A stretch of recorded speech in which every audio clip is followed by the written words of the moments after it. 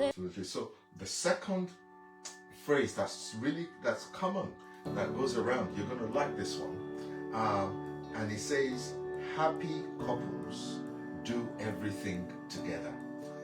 In other words, for us to be a happily married couple, we've got to do everything together.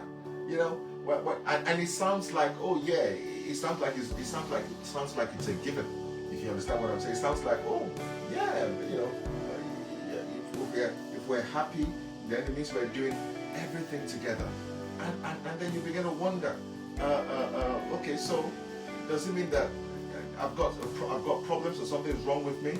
Why my husband or my wife does not want to do X, Y, Z with me, or why I like this and my wife likes that, or I like that and my husband likes that? So is it that I'm not fit for marriage, or there's something wrong? No, there's nothing wrong. It's just like that is another myth that people think must be the rule of marriage. Because, all right, come on, let's face it. Couples are naturally different by the law of nature, nurture, and culture. You are naturally different. That's right. For instance, nature, nurture, culture, my wife was brought up differently than I was brought up differently. So, you know, I mean, so we by that alone, the differences are already there, even before we came together. And that's how it's going to be, because your spouse that you're getting married to did not grow up in your home, was not brought up by your parents. So the nature, nurture, and culture under which your spouse grew up will definitely have some differences. That's right. So you can't say happy couples. The only happy couples are the ones who do everything together. No. So by default, you know, marriage is about oneness. Yeah. It's not about sameness. Wow. Come on now. And oneness is different from sameness. That's right. That's right. Oneness is unity. That's right. Oneness is, why do you need unity? Why? Why do you need unity in marriage? That's right. The reason you need unity in marriage, you need to be unified, right. is because you're different. That's right. That's right. People don't get this. Yeah. You know, oh, let us be one in marriage. Let us be one. Why do you have to be one? Because you're different. So why does the enemy confuse you and tell you that, oh, these differences are too much? We can't be for each other. Yeah. It cannot work. Yeah. Wait, I don't know why we got married. Right. I don't even know why I got married to this person. We're so different. We can't even see eye to eye. We don't even see eye to eye. That is why there's a need for oneness. That's right. There's a need for work towards oneness. There's a need for synergy. Yeah. Because you will naturally not see eye to eye. On quite a number of things. On quite a number of things. Unless you begin to rub off on each other to build oneness, to put things in to that relationship, to be intentional about building oneness. That's right. The Bible says, and they became one.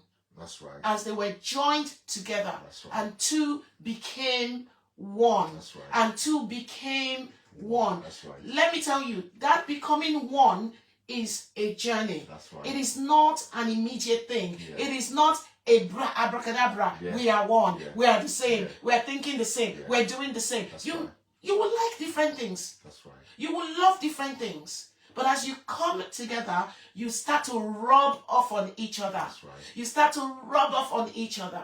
I was saying this to someone yesterday. I said, if you are not willing to help your spouse grow, if you're not willing to challenge your spouse, to help them grow, to become a better version of themselves, you probably are not in love. Yeah.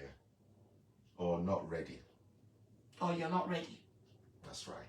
Okay, so there's work to be done for oneness to be achieved. That's right. That's right. That's right. Absolutely. Absolutely. Which is why, by nature, nurture, and culture, by default, there's already differences. So couples will not always like the same things, which is why we say that marriage is a journey that you come into where you unlearn some things and you relearn some things.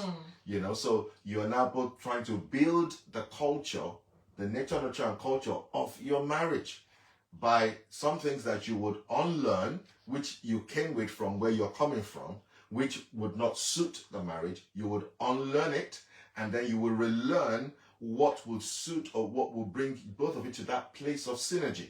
So it is a process. And it is a journey. Yeah. So, of course, there may be some things that you would love to do together, which, of course, there may be some, similarities, but there would also be some things that you wouldn't be interested in always doing together. Yeah. There will be. Yeah. And that you might have to individually go and do it. And, of course, and sometimes, your spouse may want to support you and go for it, not because they're necessarily interested in it, but because they're being supportive. Yeah. Which, like I said, is the whole point in marriage. That's right. Because we're mixing this thing up. The purpose, God, like I said, God help her first, then love her. Eve was made a helpmate first, then a lover. Absolutely. Okay. Absolutely. So happy couples, let's clear it now. Yeah. Happy couples enjoy both doing some things together, and also doing other things separately or individually. And can I give people a cue to what you can do together, what you should be doing together that allows synergy in your marriage? Is pursuing after the purpose of God for that marriage. That's right. The one thing that brings you all together. That's right. It is about loving God together.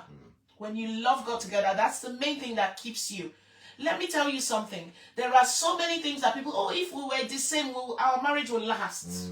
If we were doing the same things all the time, our marriage will last. We will connect better. The ultimate connection that keeps a marriage burning, that keeps a marriage alive, is your love for God and your shared faith. That's right. Your love for God and your shared faith. That's right. That's why you cannot mess with the foundation of your faith in marriage. That's right. Because it is what will keep. Flesh will never sustain anything flesh. So all those things, emotional, intellectual, mental, this, that, all those things are great. But they are not in themselves what will sustain your marriage. That's right. They are not in themselves what will make that marriage last. That's right. What will sustain and make a marriage last is your shared faith. That's right. And your shared love for the kingdom. That's right. Absolutely. See, marriage was designed perfect by God. It can be successful. It can be successful if God's principles and instructions are followed and correctly applied. That's right. God set up marriage for his own purposes as a divine covenant, and as a partnership. It's always a divine covenant first. Marriage is a covenant. That's right. Marriage is a covenant, guys. We're missing it. We're mixing these things up. And that's why some people are not happy. You will not be happy if you don't make up your mind to be in this as a covenant. Because marriage is a covenant. That's right. Between a man and a woman. And to collaborate in the marriage, to fulfill a God-given destiny. That's right. And to do this in perfect synergy, in oneness. That's right. Spirit, soul, and body. That is God's purpose for marriage. That's right. To serve him together in oneness. That's right. To serve his kingdom purpose together in oneness, in synergy. Listen to me. When you're fulfilling God's purpose in your marriage will stand the test of time. That's right. Absolutely. Wow. Awesome.